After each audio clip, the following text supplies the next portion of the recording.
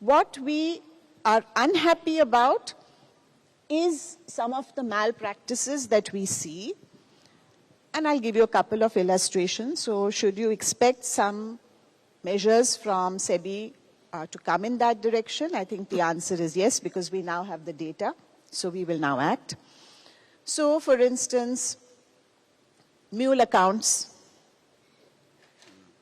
We all know how those work, right?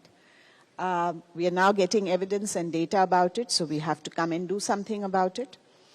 The second is in terms of inflating the IPO application numbers to give an impression of high amount of subscription.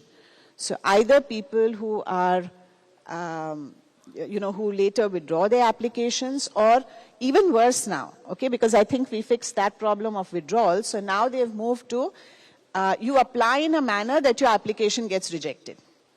So you put in hundreds and hundreds of crores of applications with multiple PANs, knowing full well that they will get rejected. So the whole purpose of applying is to inflate the number, knowing full well that it will get rejected, right? So these are the kind of practices which we are observing, because we now have the data to be able to see such practices. And we are also seeing, I would say, that there is some pattern of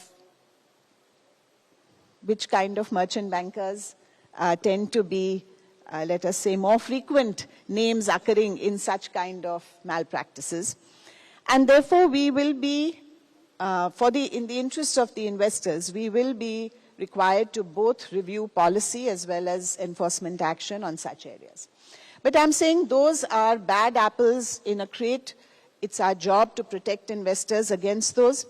But conceptually, it is a free market. We believe in market forces.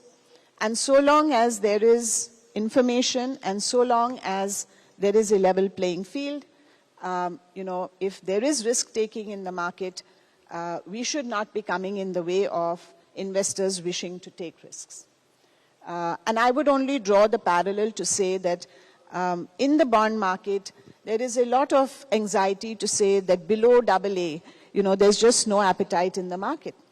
Now, at least in the equity market, there is appetite for higher risk assets. So should we be anxious about it? No. So long as the investor is coming in with his or her eyes open and there is no mischief which is happening in